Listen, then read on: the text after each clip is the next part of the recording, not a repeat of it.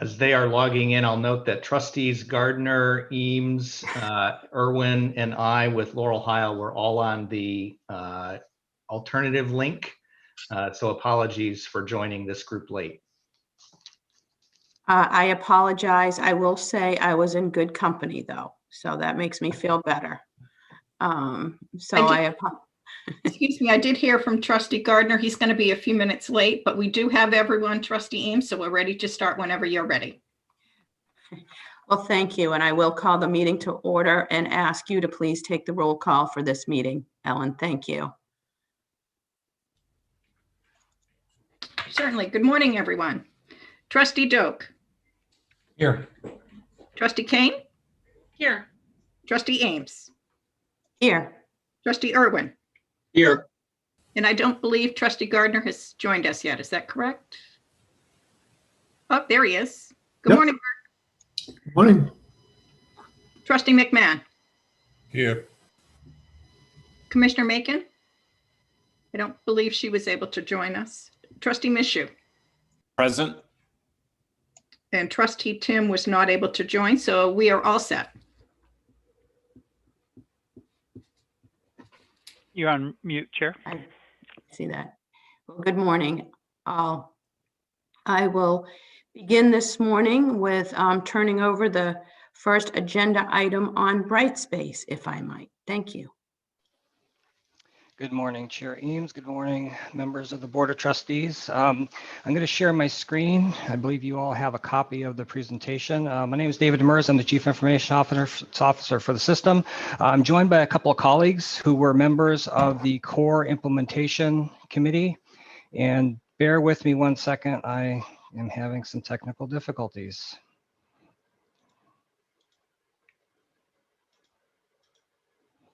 Let's try that one more time. Can I get a confirmation that the slides are okay? Yes, we can see them now. Yes, we can now. Okay. Yeah. Very, very good. Problem is I can't see them. We're going to try to get through this. All right. I'm joined by a couple of colleagues who are part of our core implementation committee for the Brightspace implementation project. BJ Kitchen from the University of Maine of Augusta, Justin Hafford, who's part of the IT organization, and Michael Mattis, who's part of the USM team. So I believe last time we had talked a little bit about the implementation plan and timeline. So I'm going to just recap that briefly, as well as talk about some of the key benefits of the Brightspace learning management system that we were hoping to derive by our implementation. We're going to also touch on some of the implementation challenges that we had, as well as some of the strategies that we put into place to overcome those challenges.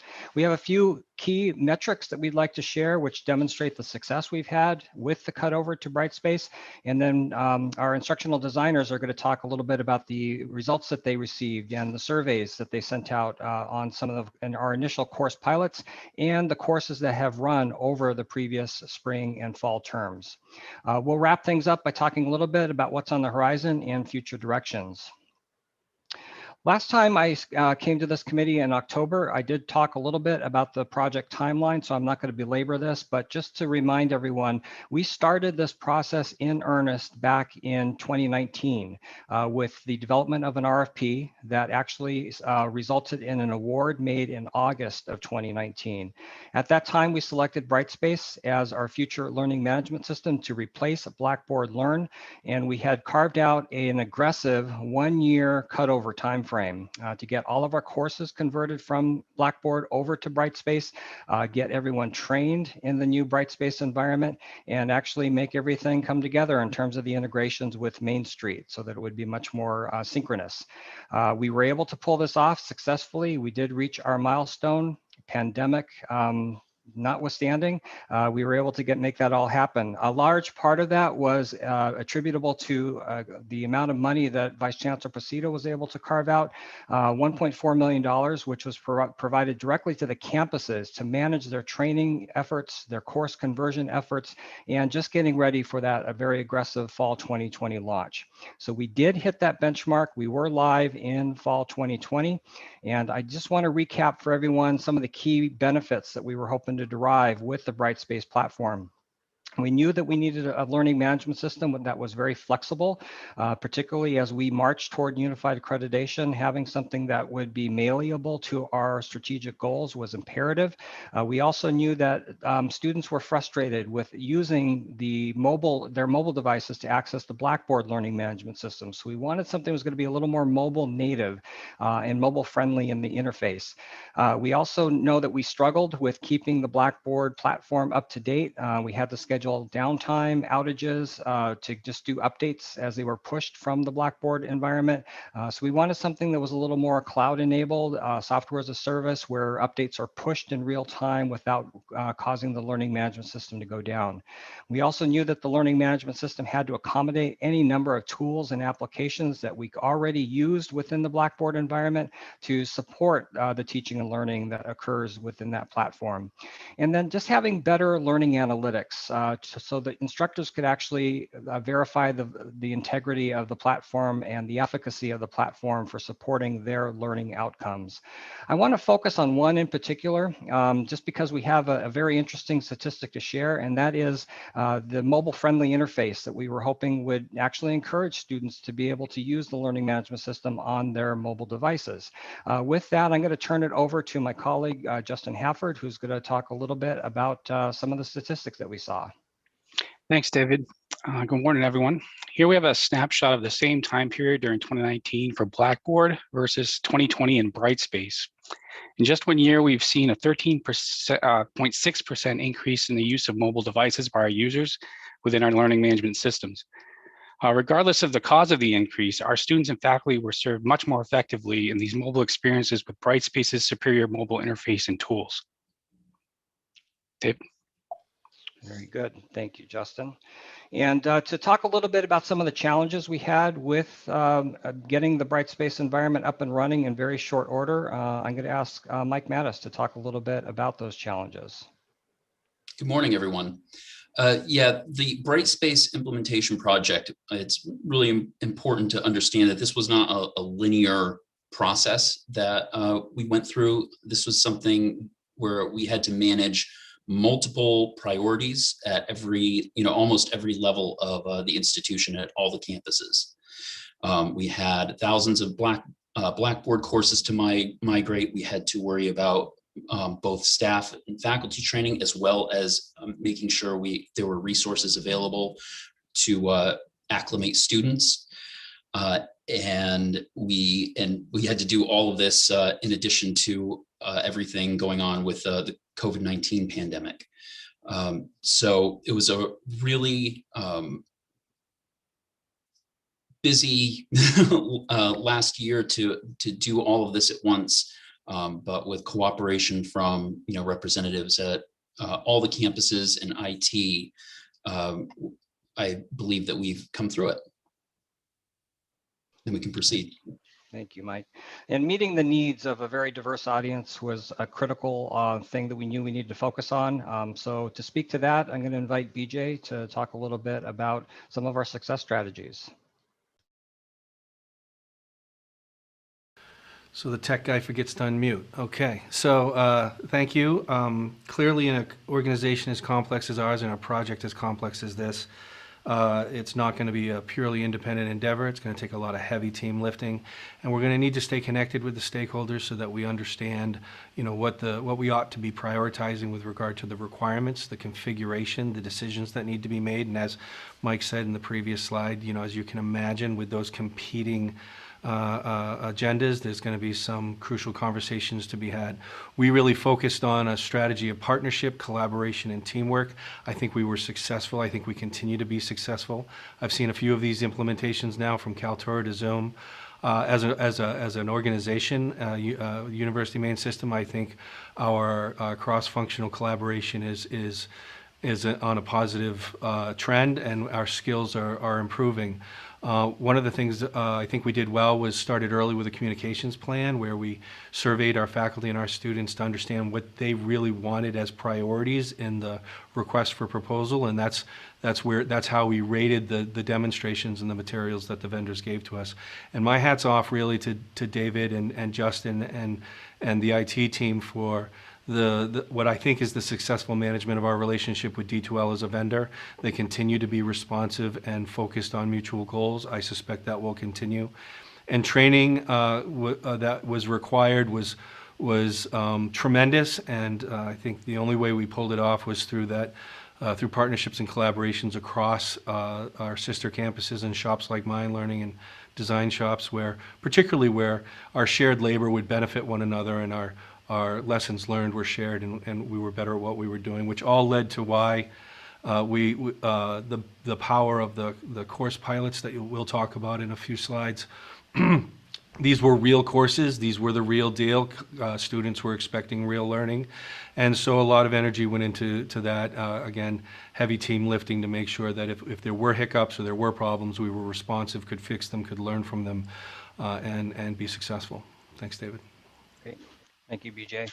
So in October, last time we gave an update to this committee, we had just launched with Brightspace. So we're very pleased to share some of the metrics that we've been able to monitor that have proven that we've been successful.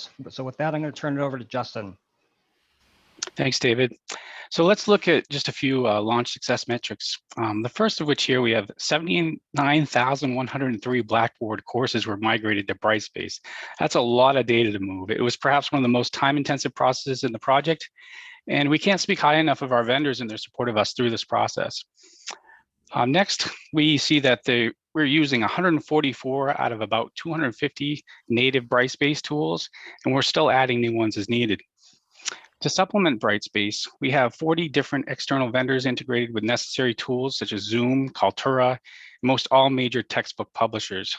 This will be an ongoing process as new technologies are continually evolving. And last but not least, 75% decrease in maintenance windows.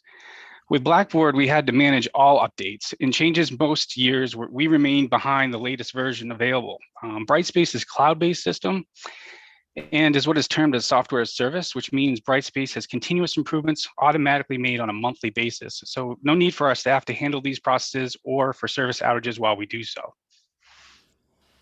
Next slide, please. Here we have, you can see we've enhanced our data availability and synchronization. Our processing changes from Main Street much more efficiently. As you can see in the Blackboard column, we had 3 data services that were updated every 24 hours. This meant depending on the timing of a support request, let's say for a new student being added to the system, they may have had to wait until the next day for access to their course. With Brightspace, we're processing those same data every 20 minutes and have added much more dynamic data to our integrations. I cannot overstate what a talented team of developers we have who have carried out this exciting new work.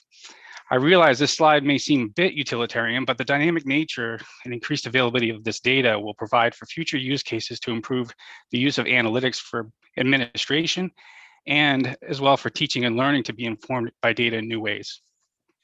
Thanks, David. Great. Thank you, Justin. So let's now turn our attention to some of the efforts that went into training the faculty to use the Brightspace environment. And for the next slide, I'm going to invite BJ to talk a little bit about the UMA environment. Thank you, David. This was really the lion's share of the effort that I know my team put out, and for a while, particularly with the rush to get online due to the pandemic, we had a lot of very new learners and new educators to online who hadn't done that before. But starting in January of 2020, we came out of the gate strong, and our strategy was to train faculty, students, and in fact, also our frontline staff, our course stewards, our advising staff, student development staff, our tutors, and anyone else who was willing to learn, because we really felt that the more we could get the culture at the campus literate in Brightspace and the language and what to expect, the more likely a student who might be struggling would find somebody knowledgeable at hand to help them solve whatever problem they were up against. But from January until the end of August, when we sunsetted Blackboard, we had 155 faculty that spent an average, and I was surprised by this number, but an average of 4 hours in our self-paced orientation to Brightspace course, and we had 530 students spend an average of 1.5 hours in the self-paced orientation course that we designed for them. And so they did some work to train themselves. I'm sure there was a lot of tabbing out, and so some of that time might not be legit work, but they certainly did some work. And again, I lost my place here, excuse me. Yeah, in that time, we also provided 157 faculty and staff with 125 plus hours of live training. So all that training, and that doesn't count the things we can't count, like their own personal research on the web, Googling, YouTube, and other universities and such. And during the spring semester and the summer term of 2020, we continued to support Blackboard as we onboarded faculty and students to Brightspace. So we had a couple of games going on, at least in the spring and over the summer, that we were continuing to support. And of course, after the pandemic hit, the training needs for Blackboard, Brightspace, all those third-party tools just went into overdrive. And so everybody was working really hard, and collaboration across the campuses was essential. One thing that some of you may have attended was the Brightspace Symposium that was the first of its kind that we put on with our colleagues in IT and across the system in the learning and design shops. And in that, we trained 989 faculty and staff over the 2 full days, entirely over Zoom, through a Brightspace course shell. So we kind of ate our own dog food, if you will. We learned Brightspace through Brightspace. And it was a first of its kind symposium delivered and we planned and delivered in 30 days. Now, my group is accustomed to the Faculty Institute and all the effort that goes into that. I can tell you, doing it in 30 days was a lift, a true team lift. David? And so I'm going to be quick on this slide. It's that big number I really want you to look at, that 161. You can see the different campuses, spring and summer pilot courses. The real value of these was one, the supporting of them so we could truly learn the system, and lessons learned, what faculty and students liked, what they didn't like. And the numbers show that what we experienced was mostly like. So if you could go to the next slide. So this is survey data from our students, focus on our students from us here at UMA and UMPI. UMPI wasn't able to provide me with their response rate, but ours was 20%. We had 804 students respond out of the 3,848. And comparatively, you can see both UMPI and we had an 80% satisfied to very satisfied grouping of responses. And then 12 and 11 respectively for somewhat to very dissatisfied.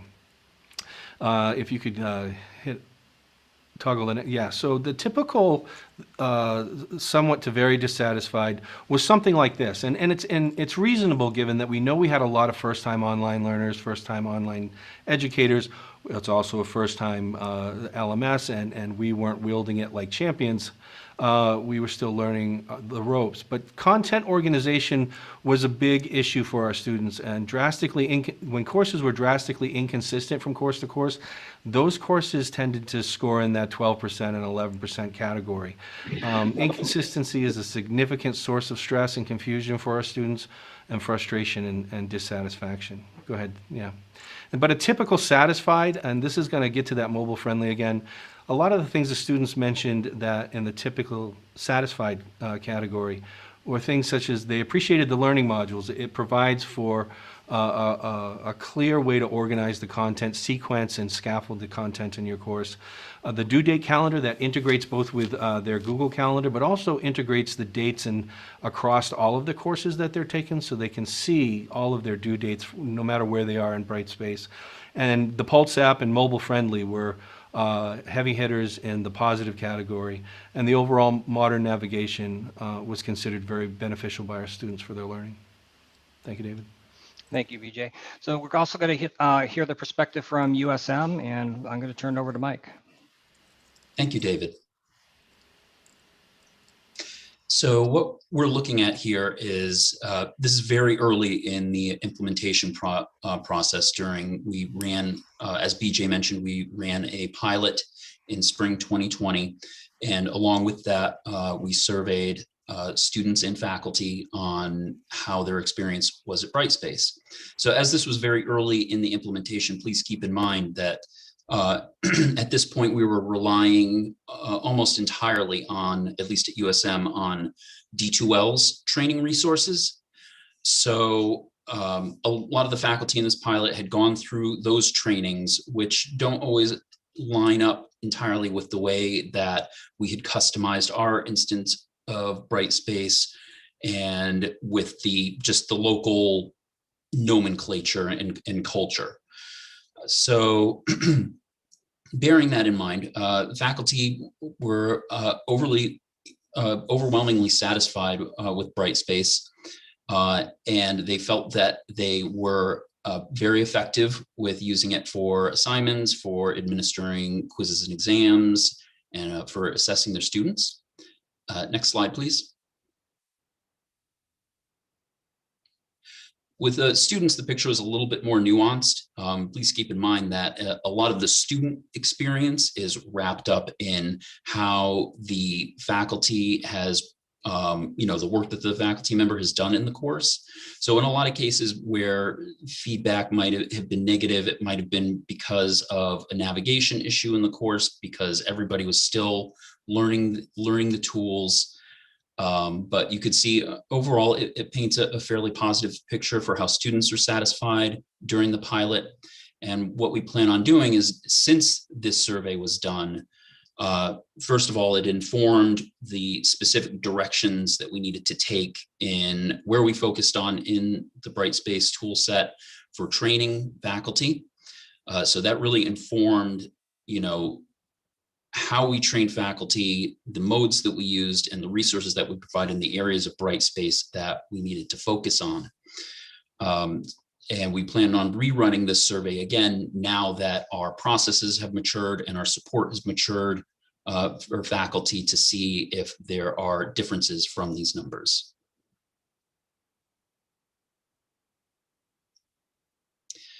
This slide lists out USM's efforts in training faculty over the course of late spring and summer and fall.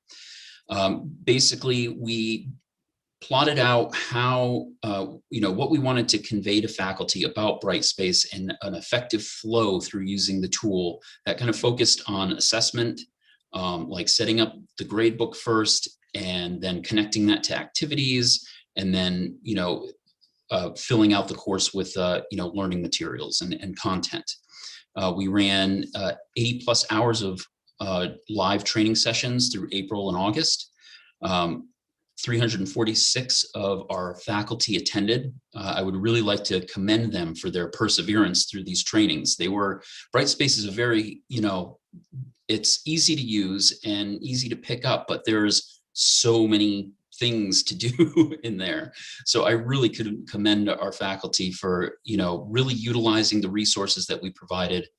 And we made sure that, if you were in the live training and then decided to, drop into the online or self-paced training, that the curriculum of that training matched up across all offerings. So it really didn't matter which offering that you that faculty dropped into, it all kind of mirrored the same pathway in learning the tool. And yeah, and like I said, I really want to commend our faculty for persevering and their resilience in this process. And they really have come through it, and everybody is still learning, but I'm just really happy at the level that they were able to adapt to this. Thank you, Mike. Yes. So last thing, this is a slide that wasn't in your packet, but I did want to put it in here simply because I think it's indicative of the success we've had with Brightspace. University of Maine at Farmington had our narrowest adoption, let's say, for the Blackboard learning management system. So with the pandemic, they were sort of forced to get their faculty up to speed with using Blackboard last spring, and have been heavily adopting the Brightspace environment for the fall and the current spring term. Their first year seminar and English 100 course sections, or courses I should say, are good bellwethers for student success. They typically have some withdrawals and drops of those courses early on in the semester. So they did some quick statistics on what they were seeing across their 14 sections of first year seminar and 13 sections of English 100. Interestingly, and these numbers are small, but statistically relevant, for their first year seminar courses, about 55% of their faculty that were teaching those course sections had adopted Brightspace I'm sorry, 45% of their faculty adopted Brightspace for use in those course sections, and then 55% did not use Brightspace at all. However, if you look at the percentage of withdrawals and drops, you see that they were significantly skewed toward those course sections that were not using the learning management system. So maybe not a testament to Brightspace per se, but just the use of a learning management system itself in these course sections did have an impact on whether or not a student persisted in the course. The same trend held with English 100 course sections, where it was 50-50 split, adoption versus non-adoption of Brightspace. And again, the numbers are highly skewed toward those course sections that did not use a learning management system, saw the most in terms of the number of drops and withdrawals. So again, statistically relevant, but still the numbers are modest, but indicative of the fact that using and having supplemental course content in a learning management system can support learning outcomes. Last slide I want to talk a little bit about. You've seen this before, but just to give you an indication, we're still focusing on what holds, what's on the horizon for us with Brightspace. We still are working on pulling data out of the Brightspace environment to provide more intentional, effective reports for campuses, schools, and departments to actually see what's happening within that space and actually make determinations and decisions on how to move forward. Fully grade integration with Main Street, we're in the process of developing that now. Eventually, we'll be able to flip the switch for some pilot courses where instructors will be able to enter grades in Brightspace and have those grades pushed over to the Main Street environment, thereby eliminating the duplicate entry of grades in two different platforms. We're also in the process of evaluating and deploying the Brightspace Learning Outcomes environment. Justin is thick in the middle of that one. He's working that one with a couple of pilot campuses, and this will also be an excellent opportunity for the Presque Isle environment with their competency-based learning platform to move off of their proprietary learning management system and take advantage of the benefits that Brightspace affords in that space. And then we're also marching down the road of being able to offer Brightspace hosted course content for non-university credit programs, including cooperative extension and expanding our community extension and outreach opportunities. So all of these things are on the horizon. Lots of talented people working on this very hard to get these up and running. But I can't tell you how gratified I am with the success that we've had with this project and the collaborations that have been built as a result. As we said at the outset, this wasn't just one team, or it wasn't just IT or the instructional designers. It was a full team effort, and the names on the screen were part of the core implementation team, and we owe them a significant debt of gratitude for their efforts to make this a success. And with that, Chair Eames, I will turn it over to you and happy to have the team address any questions. Well, thank you, David. Congratulations to you and your team. This is a very impressive presentation, and you all have worked very hard. We really appreciate it. Are there any questions first from the board? Yes, Trustee Michoud.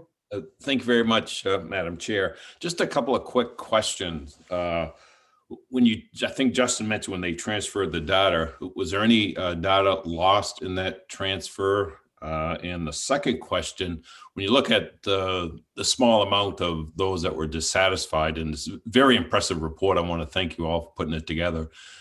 Is there a distinction between, were they mostly non-traditional students that were dissatisfied because trying to get used to the technology? I'll address the first question, Trustee Michoud, and I'll ask maybe BJ or Mike to comment on the second one. In terms of data loss, we were very careful to make sure that we did not lose anything. There were issues or small pieces of things that when we did the course migration, they didn't necessarily fit into the right bucket per se. So there was some manual manipulation that was required to get those put into the right place once they landed in the Brightspace course shells. But we did a full backup of all of of the Blackboard hosted content. So we have that locally in case we need to do a manual restore of any course shell. In addition to that, we did download and extract all of the Blackboard activity data so that we could go back and look at if there's, for some reason, we need to verify that a student was participating in an online course section and they were logging in on a regular basis. We have downloaded all that for the past 2 or 3 years. So I'm comfortable to say that we didn't lose anything in that regard. In terms of the student satisfaction and non-traditional, BJ or Mike, do you have any input on that?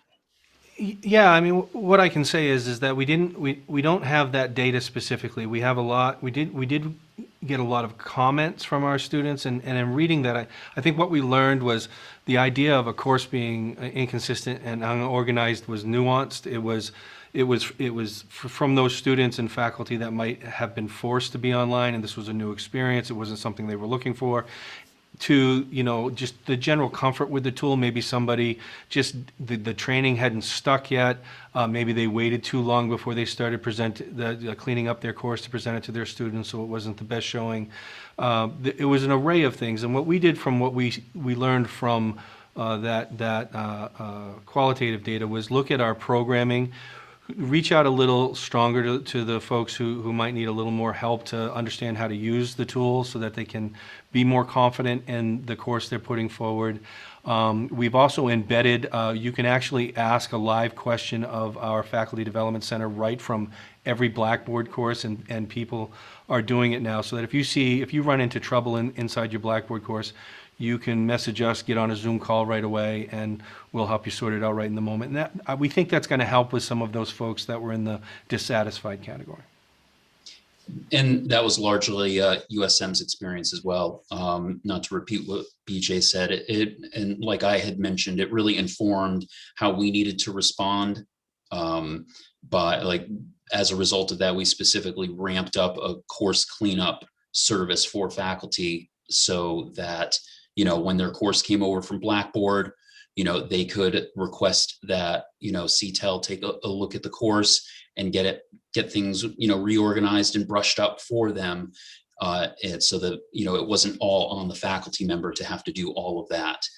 And because, I mean, it just has, you know, multiple synergistic benefits for the faculty. It saves them some time, and it makes the online learning experience better for the student.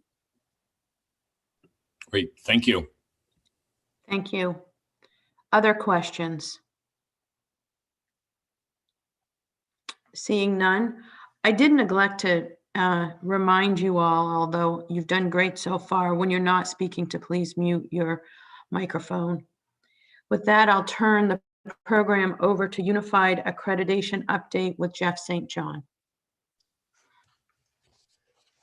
Thank you, and good morning. I have 4 brief updates for the board and everyone assembled this morning, and I'm happy to answer any questions that any of you have as I move through them or at the end. The first update is with respect to our draft writing teams for the self-study. I think, as most of you know, we owe a very large narrative document to NECHI in fall of 2022. And the first step of producing that document is now underway. We have 103 faculty, staff, and administrators representing all 7 campuses and the main law school, teaming up to draft sections of that self-study narrative. By Friday of this week, all 9 writing teams will have held their initial meeting and begun their work. And we are, thanks to that timetable, fully on track to complete drafts by our May 31 target. So really, we've trained the teams, we've selected them, trained them. They're all getting underway. They'll have 3 months to write their drafts. We'll then spend the summer stitching those drafts together into one initial draft document of the overall narrative. The timing is important, and also the representative nature of the membership is important.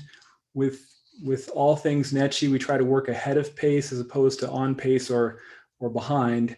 With this timetable, by getting the drafts in at the end of May, we'll leave ourselves ample time over the summer and fall to begin working on data, updates for the narrative, and the many other pieces that go into the draft itself. And with respect to representation, our goal from the outset has been to have strong, broad, diverse representation, again, from all the campuses and the law school in the writing work. With 103 people involved so far, if you add the people who will be working on data and graphics, design, production later on, and all the people who will be adding input or editing various pieces of the self-study and the data, by the end of the road, we will have had upwards of 130 to 140 members of the UMS community working directly on the self-study process, which is a good reflection of broad involvement and broad engagement by the community. The second update is concerns the spring visit, the confirming visit, as Netchi has described it, scheduled now for May 11 and 12. It's a virtual visit this spring by a two-person Netchi appointed team. Donald Burks, who's president of Plymouth State University in New Hampshire, and Mike Garn, who's assistant vice chancellor in the University of Georgia system. He's a teaching and learning specialist for that group.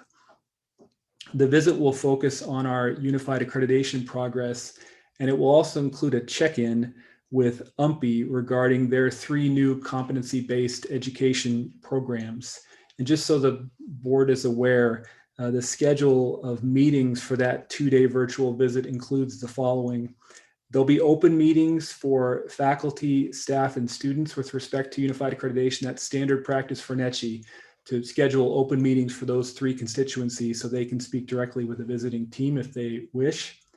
There'll be a meeting with the chancellor and his senior staff, a meeting with the president's council expanded to include the provosts of all the campuses, a meeting with the chief budget officers.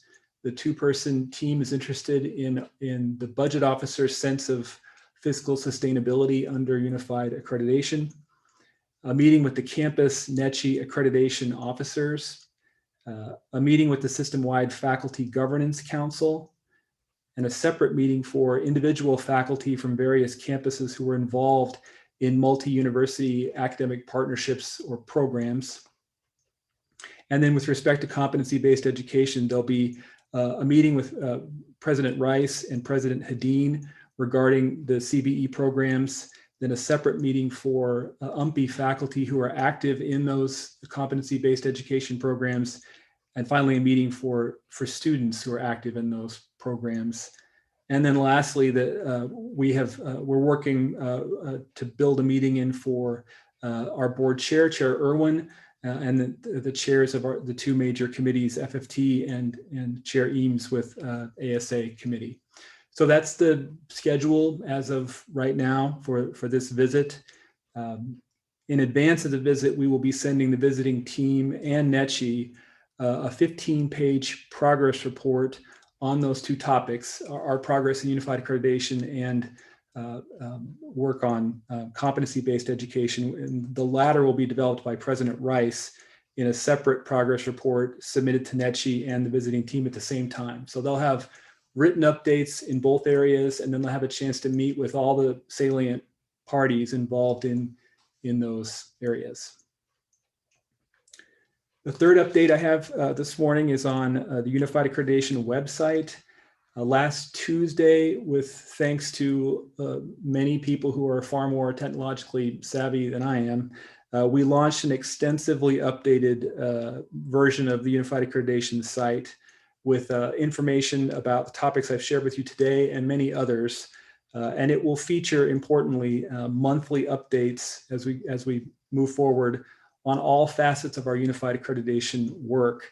With Jim Thalen's help, we've drafted a proposed message to come from Chancellor Malloy, likely next week, inviting members of the UMS community to visit the new site and become informed and engaged about the work of unified accreditation. So it's one of the things that NETCHI asked for, and one of the things that we expect of ourselves is to be communicating regularly about the work that's going on. So people all over all of our campuses and in the board and everyone really can have a regular and informed sense of what's happening. So we intend to use the website as a way to drive that awareness.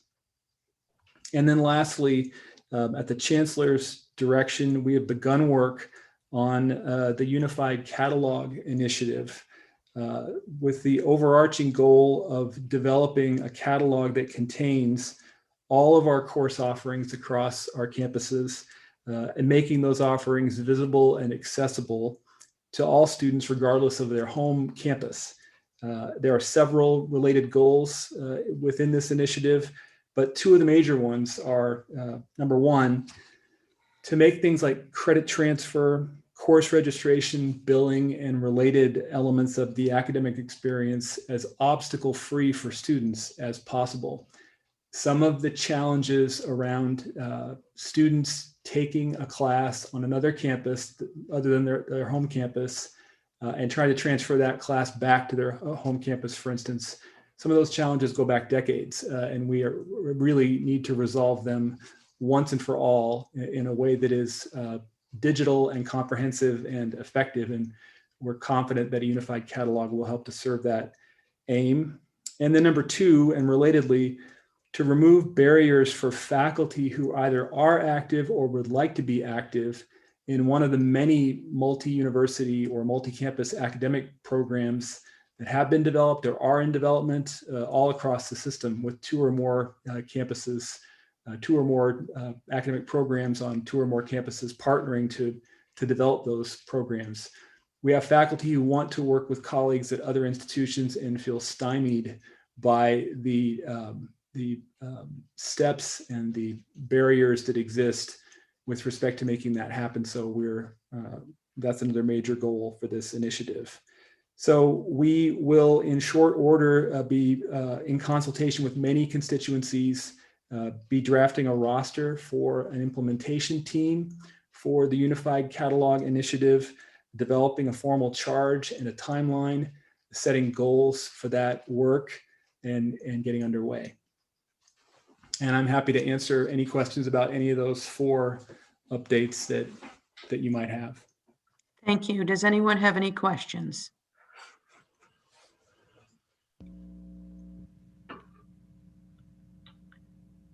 Thank you very much for that informative talk on unified accreditation. I pulled up the website as you were talking, and it comes up very quickly, and I haven't had a chance to fully look at it, but it looks great. Thank you. Thank you, Jeff. We'll turn now to Carolyn Dorsey and Faculty Governance Council update, please. Yes, good morning. I'm pleased to offer a brief update on the work of the UMS Faculty Governance Council. So the faculty leads from the campuses and the law school have been meeting regularly to move forward the work that we started for the June Unified Accreditation submission around creating a shared faculty governance framework. The group has been making really great progress. They're refining the charter that was initially presented, working on areas such as the composition of the group's charge, making sure that there's equal representation from the campuses and some of those other groups, that they work in conjunction with the AFM representatives, the BOT faculty representatives, just trying to make sure that it's a good, robust group so that there is a framework for faculty voice across the system. They are well positioned right now to have their section of the follow-up report completed, the report that Jeff St. John just mentioned. It is due at the end of this month, and it will be included in the larger NECHI spring visit materials. That work is well underway. I don't see any issues with having that ready on time for the end of the month. One notable update that I would like to include is their workflow now includes an opportunity for discussion at the campus level. Initially, it was sort of the initial group of 7 or 8 trying to work through a draft framework, and now they're able to take each of those sections back to their individual campuses, get feedback from all of the faculty, the representatives from the senates and assemblies, and bring that back to the Faculty Governance Council and make sure that it is incorporated in all of the work that flows in and out of their group. So that is a really great step, because that communication flow is vital in shared governance, but it is something that just simply didn't exist previously across the system. So in addition to the different revisions that they're working on, the group has also begun working on some specific academic initiatives with Robert Placido and the VCAA's office. As an example, the VCAA office is working to update and review some of our APLs, our academic practice policy statements. And this group is now working on the flow of that information and how they would work in conjunction with the VCA's office, the presidents, and all those other stakeholders that need to have input into changes like this. So that's some of the work that they've started outside of their basic charter revision. So not only are they working to better define the group, but they've actually started to take steps towards working as a functioning faculty governance council on some academic affairs related initiatives. So it's going really well. The group seems to be making great progress and is on track for all submissions needed at the end of the month. So I don't know if there's any questions or if anyone would like further information on their work, I'd be happy to answer. Thank you, Carolyn. Any questions? Thank you for that update. I will turn the program at this time over to Joan Farini Monday and Jim Thailand on the Alphon grant presentation. Thank you, Chair Eames. I'm going to go ahead and share my screen. We do have a proposal or a slide deck to walk through our presentation with. This is not new to trustees, but we want to do a brief refresher of the overall project initiatives that are funded by the $240 million grant that was announced by the Harold Alphon Foundation last October. The grant is to the University of Maine system as a whole across these 4 project areas that you see on the screen. The $90 million grant to the University of Maine's Division I athletics program will be transformative. It's a word we use a lot, but will fund significant parts of the master plan to renovate and modernize the athletic infrastructure, not just for the service of the athletic program, but for the state as a whole, for the system as a whole, for students as well as athletes. Significant component and priority given to gender equity and to expanding community engagement through the facilities and activities that occur on the Orono campus in its athletic infrastructure. $90 million effort with a $20 million match, which is essentially a traditional fundraising match. The other 3 initiatives are intended to be system-wide, $150 million spread across the initiatives you see there, 2, 3, and 4 on the screen, with $20 million targeted toward 3 particular initiatives driving student success and retention. 1, a research learning experience program by which the intention at full scale is for all undergraduate students in their first and second years to have significant research and experiential learning engagement with faculty outside of the classroom.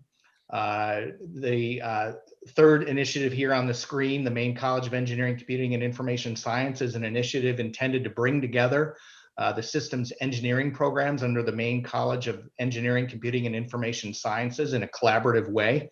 $75 million match. And then 4th, of course, an additional $55 million targeted at scholarships, faculty development, interdisciplinary curricular development in the Maine Center programs that bring together the law school, the Maine MBA, and the Muskie School and Cutler Institute at USM.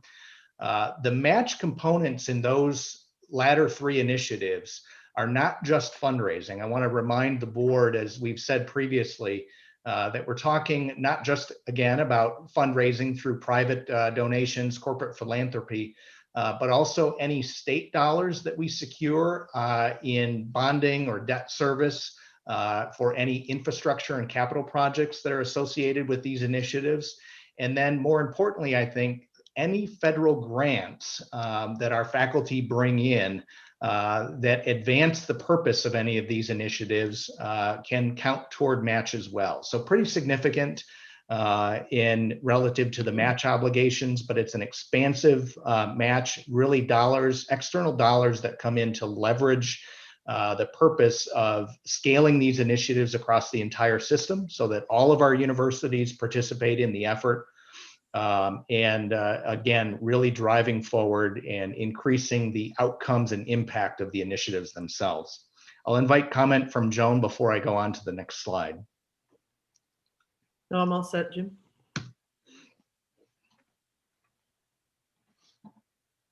Okay, so as Jim has described, any one of these 4 areas would be considered by pretty much any standard a major project.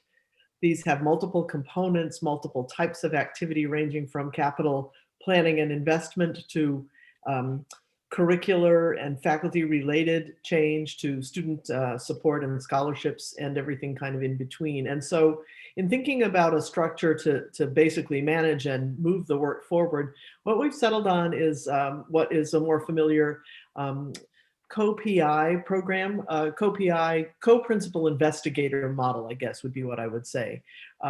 So the executive leadership group shows here on the left with Chancellor Malloy serving as the executive chair of the entire effort. And then with co-principal investigators being myself and Jim Thalen. And the idea of that really that team of the 3 is that the day-to-day work of the project is kind of coordinated by and essentially channeled up through those individuals, particularly the co-PIs. So we would have major responsibility for essentially ensuring progress, making certain that we meet Alphon benchmarks as they come to us. We'll talk a bit more about that perhaps later, making sure that the teams are progressing as the teams come up with new ideas and interesting shifts in direction, which they will and they should. This is a long-term grant. To be able to discuss those regularly. So this is the organizational structure that we've put in place with the project director, Kimberly Whitehead, and then Ryan as financial director. And then on the right, you see some of the organizational details about how this goes. Each of the initiatives are listed there on the left. And then you see a liaison out of that group of the co-PIs and the executive chair. And then you see leads and co-leads, where these folks are responsible for essentially keeping the project moving, for designing budget, for keeping track of their goals relative to match for their pieces. Student success and retention to be led by Provost John Vollen from UMaine and President Deb Hedin is the co-lead from UMFK. That project has 3 very separate strands of work. They are listed here. And you see the names next to those of the individuals who will be charged with keeping all of that moving. In the Maine College of Engineering, Computing, and Information Science, you see Dean Dana Humphrey from UMaine as the lead, and then with co-leads Penny Reingans, who heads up the University of Maine School of Computing and Information Science, and Jeremy Qualls, Dean at the University of Southern Maine.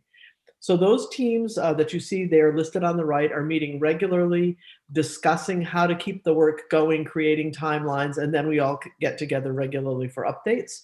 For the main center, Dean Softly will be the lead, Faye Gilbert and Glenn Cummings as co-leads. Faye is the Dean of the Maine School of Business. And then finally for Black Bear Athletics, Ken Ralph, and then the co-lead there, Judith Rosenbaum Andre, is a faculty member at UMaine in communication. She has been a liaison for athletics and has very strong interest, particularly in the community building, inclusion, and diversity, equity aspects of what we're able to do with the athletics activity. So there is that leadership group in place. And I will just add, it's not here on the slide, but we've also started to realize there's a lot that cuts across these areas by way of the content of the work. And so President Cummings has agreed to lead a group that will put together a plan for a major conference on diversity, equity, and inclusion, as it will cut across all of these areas to come up later this spring, so that we begin to cultivate cross-fertilization across these different groups. Thanks, Joan. And as you might guess, there's a lot of what I'll call behind the scenes work to organize all of the operational components of how these initiatives will be implemented and managed. We talked a lot about the match and fundraising obligations, which are significant. So we have leadership teams, similar to the initiatives themselves, we have leadership teams to manage the operational components of the work. So what this slide shows is those operational teams, match and fundraising. We've broken down in traditional fundraising led by our university foundation leads. You see there Jeff Mills, and that will include Ainsley Wallace from the USM Foundation. The federal grant, securing federal grants and connecting them into the initiatives will be led by Jason Charland, who works at the University of Maine in sponsored research and coordination. And then you see Ryan Lowe and Samantha Warren there relative to state monies that may support bonding or debt service associated with the capital projects that are funded through the initiatives as well.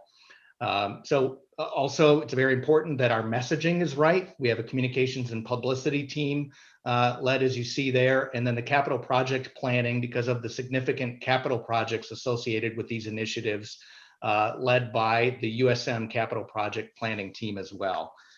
So it is a significant effort, not just in implementing the initiatives themselves, but making sure that all of the associated match and fundraising and communications and capital project planning goes not only according to the terms of the grant, but according to board policy and our existing administrative procedures as well.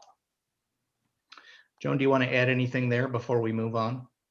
No, again, other than to say that we are meeting with all of these groups in different ways at different times to try to keep everything moving ahead and coordinated.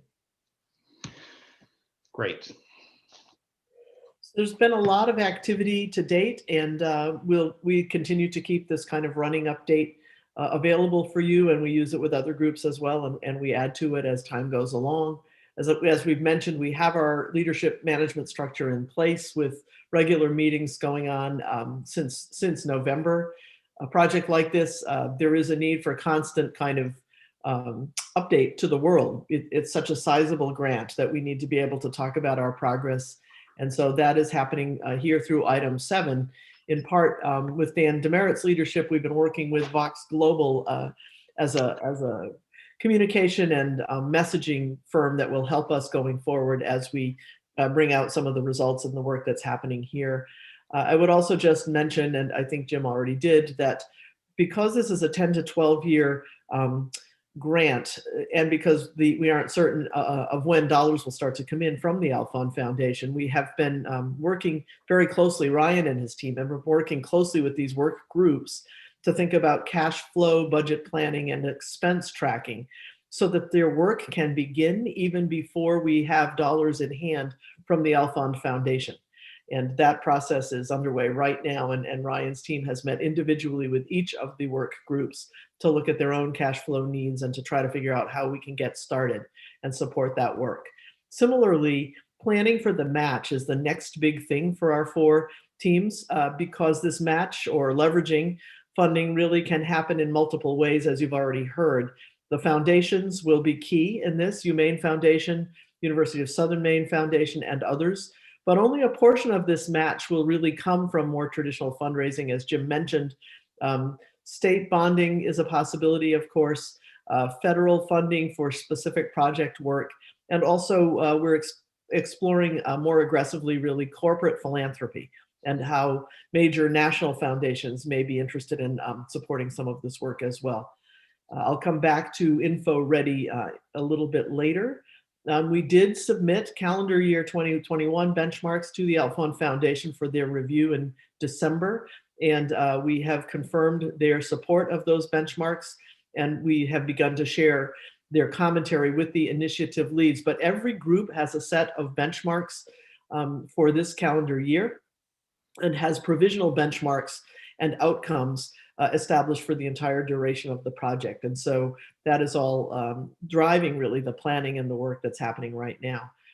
And then we have continued to work with a set of principles to guide the activity as we dive into it, including the importance for it to be a system-wide activity, for it to benefit students across the entire system, for us to focus on equity and inclusion and others. I think there's another slide here. And Jim, of course, you should chime in if there's anything that I'm missing. We did launch websites last week, and we'll put that in the chat and make that available to you with beginning content that conveys what we're doing and the excitement we have around this grant. There has been one major event that was rather widely attended. The Engineering and Computing Group held a kickoff and visioning workshop in late January to bring together people from around the state, from both USM and UMaine and other universities as well, to really think about what does the state of Maine need, what will the state need in these fields of engineering, computing, and information science going forward, and then how might the system institutions separately and collaboratively advance their activity in a way that supports those needs. The groups are still being filled out. Next time we report to you, we know we'll have full teams to announce in each of these areas. We had the athletics facility rollout 2 weeks ago as well. That was met with very, very positive response and great excitement, really. And then, of course, our continuing and ongoing engagement with you, where you can anticipate that as the kinds of items come along that we need to work with you on, you will see them, curricular items, certainly capital planning and so forth. That's all in our queue for bringing to you as appropriate. Jim, what have I missed? I would just add, and it's not in the numbered list from the last two slides, but on request, Joan and I or anyone else associated with more specific work are offering updates to really any group that wants to hear about the projects. Joan and I met last week with some of the leadership of the AFM Faculty Union, answered questions, provided a project overview similar to what you're hearing here today. We're going to do another session with some AFM faculty leaders down at USM as soon as we can set that up. So that type of engagement is important for us as well. I would note on the board engagement, and I'll move on to the slide and next steps. There had originally been a board resolution on the board's agenda for its full meeting in January. We moved that to March, so within a couple of weeks, that will be back on the full board agenda for the March 22nd meeting. A reminder and a preview, if you will, of what that resolution states. It's essentially an acknowledgement that all of the board's governance policies will apply to our work on this grant, of course. It acknowledges the project management structure that President Freeney-Mundy and I have described for you here. It calls on system leadership to continue to carefully coordinate the financial management associated with these grants. President Freeney-Mundy mentioned a moment ago that a number of these initiatives have to be implemented and launched in a way to start having real impact before the full sum of dollars from the Alphon grants will come into the system. The cash flow for the grants coming in from the Alphon spreads out over 12 years, but much of the expense and investment of launching these initiatives will come sooner than that.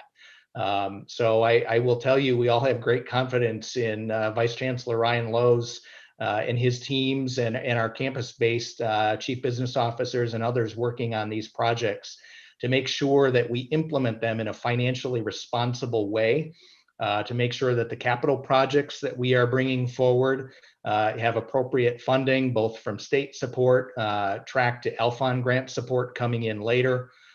All of that is acknowledged in the board resolution that will come back before the board in March. So certainly if trustees here have any questions, we're happy to focus on that. But wanted you to know that that was coming as well. Again, not just reading down this list here, I want to call out the last two. President Freeney-Mundy already mentioned the upcoming event where we will focus on the diversity, equity, inclusion aspects and priorities of how we are going to manage these initiatives. And then the final piece will be a system-wide town hall of sorts with faculty, where we talk about how they can become more directly engaged in the initiatives, how they can participate through grant writing and proposals and connect their seeking federal grants and other dollars in ways that will advance the purpose of these initiatives and enhance the likelihood of their success in their grant seeking in their own faculty work. So before we go on from here, Joan, any further comments on that? We might invite President Cummings, if he's out there, I think, to say more about the DEI forum, if there's anything to report. Glenn?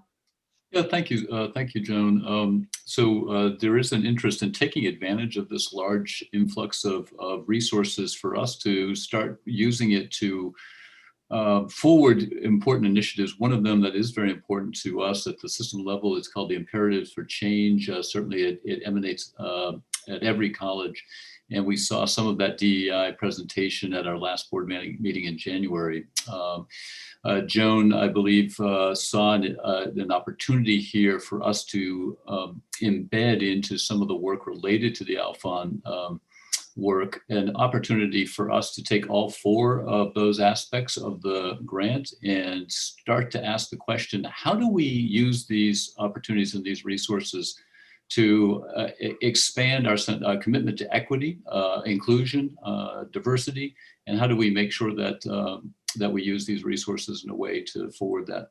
So what we have done so far, I want to thank again Kim Marie Jenkins. She has been helping us. I am supported as a co-chair or lucky to have a co-chair in Jackie Lohman out of the University of Maine Prescott, and she's been a terrific co-chair. We've met twice now, and we are now soliciting a seating of a group from each of the college, nominations from each of the college presidents to seat that committee. And our plan is probably to mid to late April that we would have an invitation to everyone, including obviously the Board of Trustees, but our community members, to attend that, to look at the possibilities of how specifically we see barriers in each of those 4 areas and how we begin to dissolve and break through some of those barriers and move to a different place. So more to be revealed, so to speak, but we have set the foundation.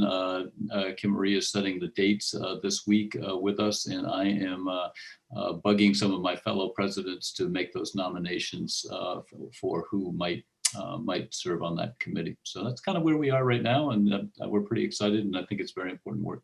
Mm-hmm. Thank you, Glenn. I think we're ready for the next one, Jim.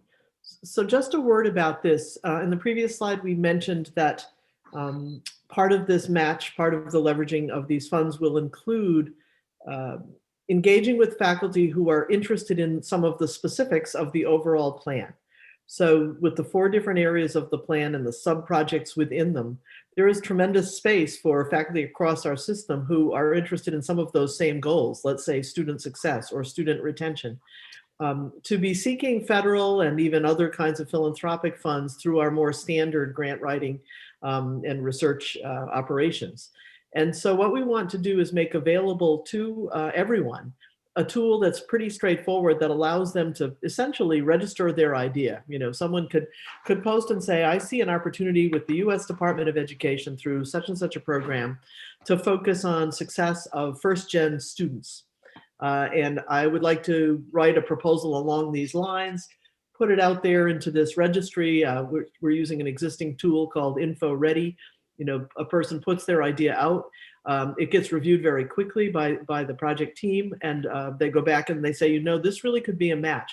You might be able to connect to this piece of the Alphon funding that's already being used to do something close to what you want to do, and maybe you could partner with them and amplify your idea.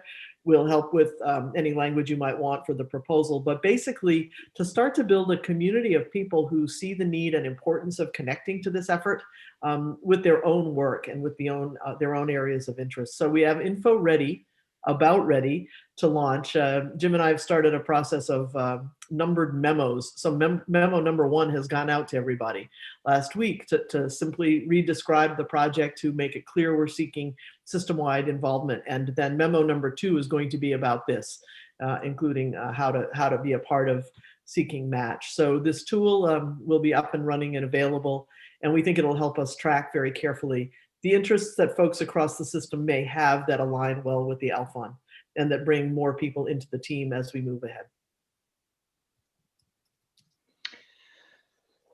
Thank you, President Freeney Mundy. Madam Chair, that is the sum of our update on this particular initiative, but of course, we're happy to answer any questions that trustees might have. Thank you, Jim. Thank you, Joan. And thank you, Glenn. Does anyone have any questions? Madam Chair, I have a question, I think, for the other board members about their sense of how the board's oversight of this massive, well, it's really a series of projects.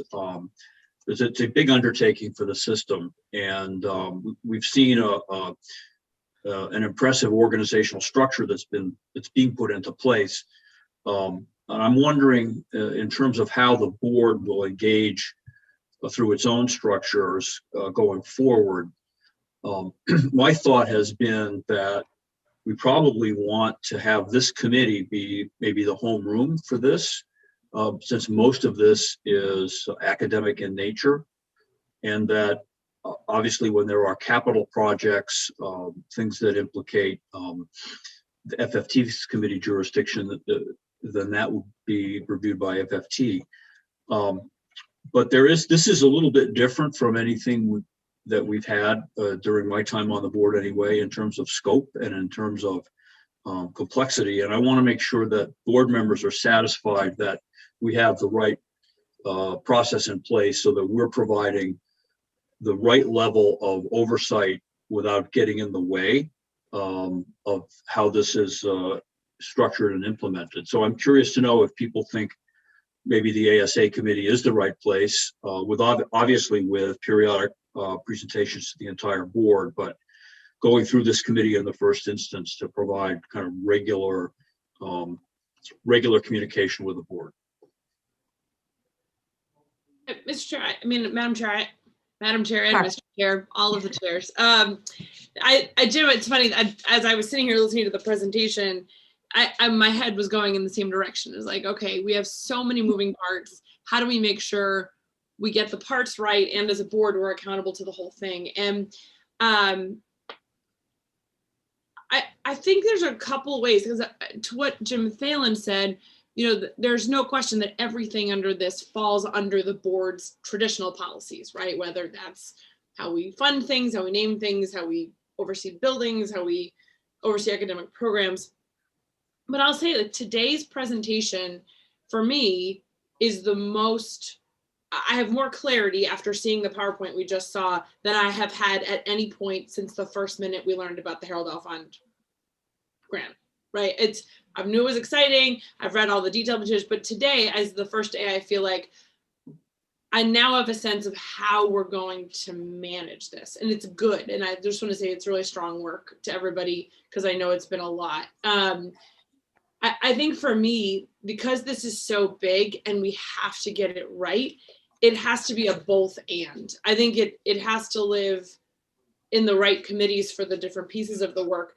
But to me, it almost feels like a standing agenda item for the full board, even if it's each time to sort of say, here are the things we're tracking and here's where they are, just because it is so all encompassing and it touches so many factors. I just want to make sure it doesn't, I'm happy to be on this committee where I'll get to see all of it, but I just want to make sure it gets pulled regularly to the full board, just because I think that way we keep the transparency high, and we keep the buy-in high, and we keep the opportunity for people to, even just thinking about what Joan was just talking about, the different ideas about ways we can leverage the funds, we'll keep that maximized. So that's my initial response to your question, Jim.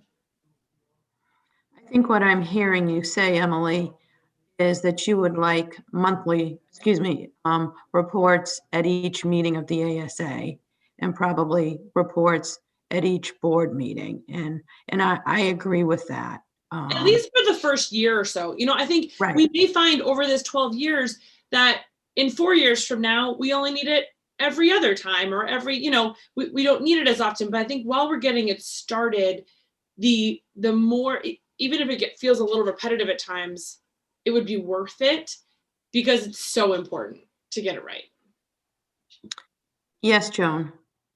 Thank you, Chair. Trustee Kane, great comments, and we are appreciative that you found the presentation helpful. What I think will be helpful would be perhaps continued versions of this presentation, updates. But what's really going to be exciting for the board and for all of us is to hear about the actual work. So for example, I see Provost Vollen on here, the research learning piece, which is a special interest of mine professionally as well. There's great progress being made by Provost Vollen and President Hedin and their team on what that will look like. So I hope that you will all be open, and a lot of this would fit, I think, with ASA, to also occasional dives that are less procedural and much more about the ideas that are being implemented and the ways in which this is unfolding. I would look forward to being able to do that as well in the future, because I think once our organization settles in, these reports can be a little bit tighter, and then we can go into the details if if you're all amenable to that.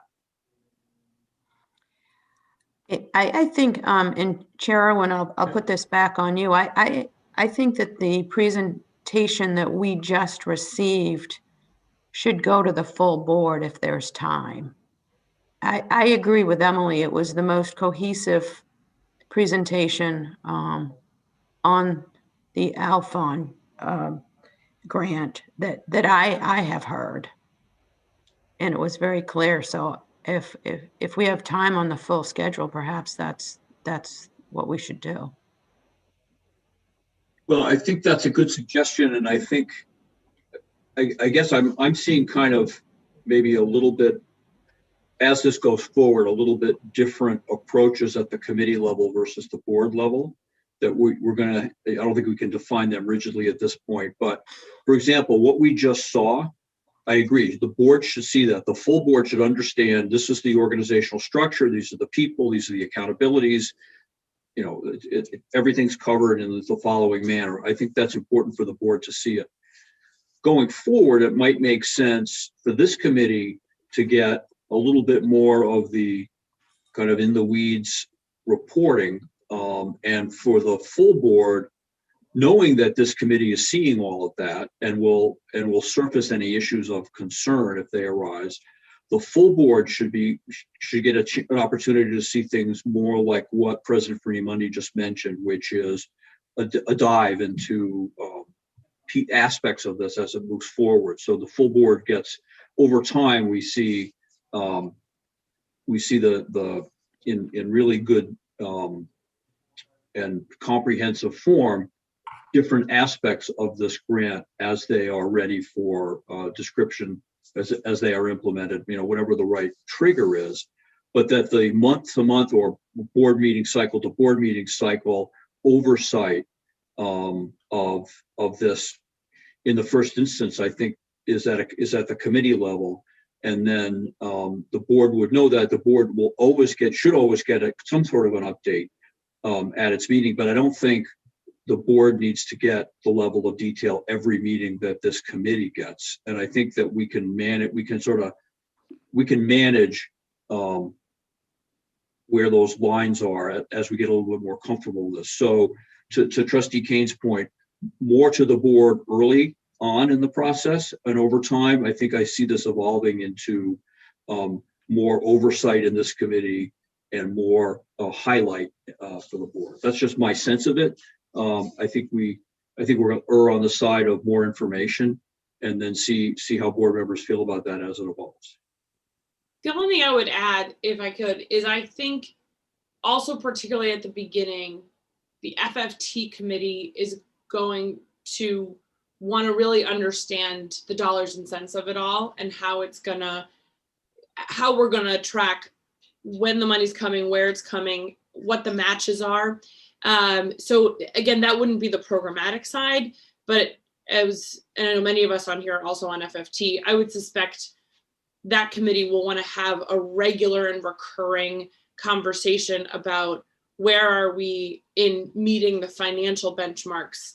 Obviously, those are different than these programmatic side that we're talking about in this meeting, but I could see that committee also having, again, particularly at the beginning, setting up a regular and recurring conversation about tracking that side of it as well.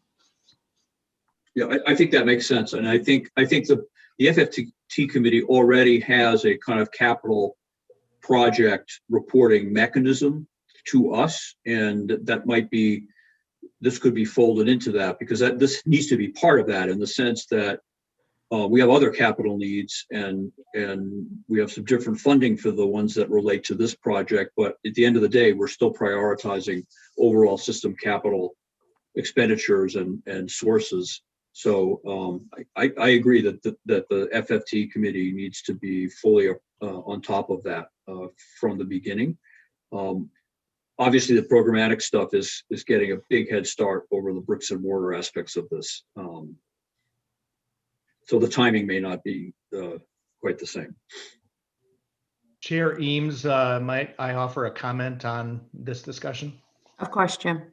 And I certainly don't mean to get in the way of any other trustee questions or observations, but what we've heard so far, I can confirm that as we've talked in the project management group, that we think that's exactly what we want to do. With respect to the Finance, Facilities, and Technology Committee, we do want there to be a standing report, much like the capital projects report, where we've got a threshold projects above a certain dollar amount. We have regular reporting to the FFT committee. We would do similar reporting of the status of the Alfond funded capital projects associated with this work. And then relative to this committee, certainly going forward, we can consider programmatic updates, spotlighting particular work that is at a notable phase. It certainly makes sense to us, and we're entirely comfortable with what we've heard so far in terms of how we continue to engage with the board and its committees in this work. Thank you. Other questions? I have a question. Oh, sorry. Trustee Doak, go ahead. I just want to make a comment. It goes back to President Mundy's comment about it's the programming and the futuristic look at what programming is needed in the state of Maine that is vital with this money that we got coming in. If we just take the money and do some of the same old things that we've done, it won't get us the return on the mileage of the money that we need if we look futuristic into programming at the university level. The FFT committee, I think Jim's got a good point that needs to be on there, because a lot of that is about structures and buildings. But when you look at programming and different courses, different degrees, different things that will be needed in the future, this is a great opportunity for this subcommittee to take a deeper look at that and make reports back periodically to the larger board of trustees. So I too agree that PowerPoint really showed this wasn't just about athletics, it's about the whole university and the future of Maine. So that was a great presentation. But getting back to President Mundy's ideas of looking futuristic into programming is what will keep us at the forefront in a New England university too. Thank you. Other comments or questions? If I might, I'm sure it's not lost on any of us. You're doing a tremendous amount of additional work with existing resources. It is just, that is what one of the things that struck me today in watching this PowerPoint is it's a tremendous amount of additional work on all of you. And for that, we appreciate it. And I'm just curious, within this grant funding, was there any allotment for positions to assist with all this, or are you going to continue to work within your existing resources?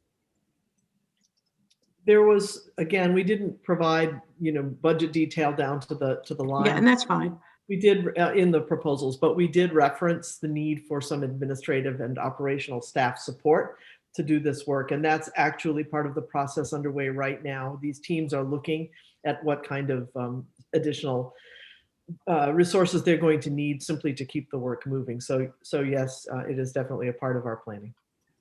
And I would note a little more specifically, one of the values of using the principal investigator model, the grant management model that we're using, it's a very familiar model in managing any grant, no matter how big or small. And associated with that is an effort, quite honestly, to track the time and expense and burden of staff commitment and others that we can attribute to the grant.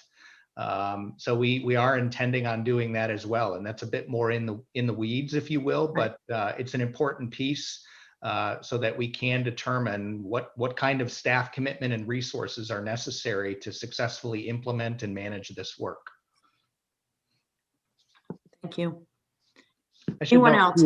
If I might, apologies, Chair Eames, and would defer to Joan if she would like to comment further, but we've had tremendous support as well from Joan's Chief of Staff and Vice President Kimberly Whitehead. We didn't manage her or mention her specifically, but she has done tremendous work to organize the management effort that we've talked about here today. Right, absolutely. And, I do think folks are realizing that they're going to need to look to some of their strongest collaborators and colleagues in their own offices just to keep this moving ahead. So it will be significant. And I appreciate, Chair Eames, that you've raised the issue. It is very real. In other kinds of grants, there would be indirect cost dollars coming in at large levels with this kind of a size, for example, to support a lot of that operational work. In this case, the indirect costs are actually direct costs. And so we're looking at how to best manage that. Thank you. I guess no, any other comments? Well, thank you very much. That was a terrific presentation. And at this point, I will turn the program over to a faculty representative discussion. Harlan, do you have something that you were going to bring up? Yep. Yes, I was asked by some members of my faculty senate to raise an issue with this particular committee, and excuse me. Essentially, there's a concern for gaining clarity in the processes for moving forward on multi-campus degree programs and/or academic unit mergers before we commit to actually moving forward. And so if you look at my particular campus on the University of Maine, we have processes on our campus that are pretty well articulated for starting up a new academic program, altering academic programs, merging those programs, and/or shutting down programs. So there's these step-by-step processes that everybody's agreed to for full consideration as these academic changes move through the process. But of course, this is not true currently for multi-campus programs. So our faculty senate is potentially asking the University of Maine administration to propose and outline similar processes to which then the faculty senate, AFM, members at large, or faculty members, students, et cetera, could all respond to as far as working out a similar set of processes at the multi-campus level. But that's focused on one campus. And then it raises the question then, of course, are similar things, if this is an appropriate way to do it, then do we do the same thing? Is this going to happen on 6 other campuses such that we have each campus coming up with their own set of kind of processes by which multi-campus programs will be approved or not, and what are the actual steps? Right now, it's feeling very ad hoc to most faculty members. We don't know what the process, we know what the processes may be, have been traditionally on our own campuses, well articulated, but the College of Engineering, Computing and Information Science is kind of the next one up on the block. And folks are rather uncomfortable after hearing some feedback relative to the main business school processes. And so I don't know that there are any answers right now, But I just wanted to raise this as an issue with this group, that at the system level as well, or maybe the individual campus levels as well, that this is something that really needs to be dealt with sooner rather than later, because when you have mergers among, or affiliations among campuses that have been done now for several years, but still have a lot of friction among the faculty and among programs, it's something that if we can head it off at the pass, we should be doing that. So thank you. Thank you for raising it. Joan, did I see your hand go up, or Robert? I know somebody. Robert, would you like to respond? Yes, and I'll go to Joan after. I was really pleased to see this request, and it's, I would say, good timing. It helps me a great deal. This is one of the, Carolyn Dorsey mentioned earlier that we're reviewing all of our APLs. And one of those is program approval process, and that is the actual, the one that we tackled first. So we have done a great bit of work on that, and where we are on that process is not so much in the details. We've collected a lot of feedbacks from provosts and presidents and so forth, but on the actual process, how do we get all the stakeholders' voices when we do this, not just this time, but 27 more times with all of the other APLs. But this is the first one. So last Friday, we did present exactly what I believe you and the people who wrote your proposal, Harland, are looking for. We have a workflow and a text version of the APL to the Faculty Governance Council. It was a good chance for us to talk about how that group could be involved and help us communicate with our Senate bodies and get more input from our faculty.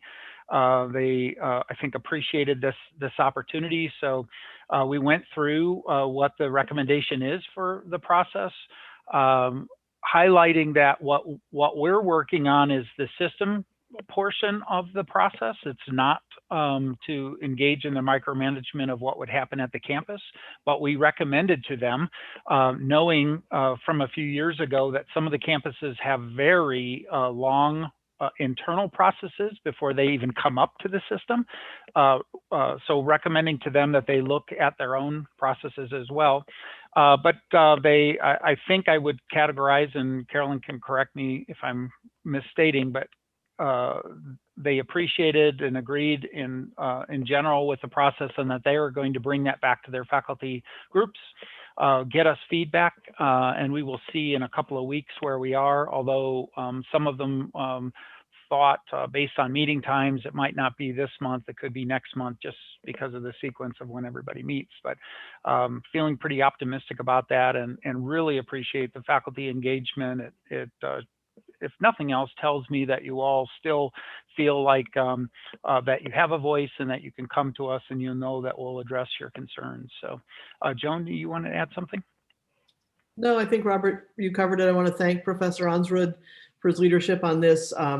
Perfect timing and important issues being raised. And my only addition would be that I'm certainly committed on the UMaine campus to making sure that this is a two-way conversation, that this is not a, sort of here's what the administration says, but indeed that's consistent with what Vice Chancellor Placido just said. So stay tuned, more to come. And what's really hopeful for me about this conversation is the potential for smoother, more easily implemented collaborations that will make a difference for students. And so I think the outcomes that will come of this are all on the positive side. Thanks again, Harlan. Thank you. Thank you. Any further comments or additions on the faculty representative discussion? All right. Rosa, do I understand there's no presentation from the students this My morning? understanding is they don't have anything. We do have one student rep with us, Samia. I don't know if you wanted to, but they weren't having any back and forth, so I'm assuming they have nothing for today. Okay. Yeah, we didn't have anything for today. Thank you. Samia, go on. There you Yeah, sorry. We didn't actually have a final draft ready. We had a few things we wanted to discuss, but we are hoping to bring forward those in the next meeting. We're still going back and forth on those. Very good. Well, thank you. We'll look forward to hearing from you. And with that, it is time to take a break. And the idea is, why don't we try to keep on track and return back here at 11? I've shortened your break by 5 minutes. I apologize, but let's try to keep on time, and we'll see you back here at 11.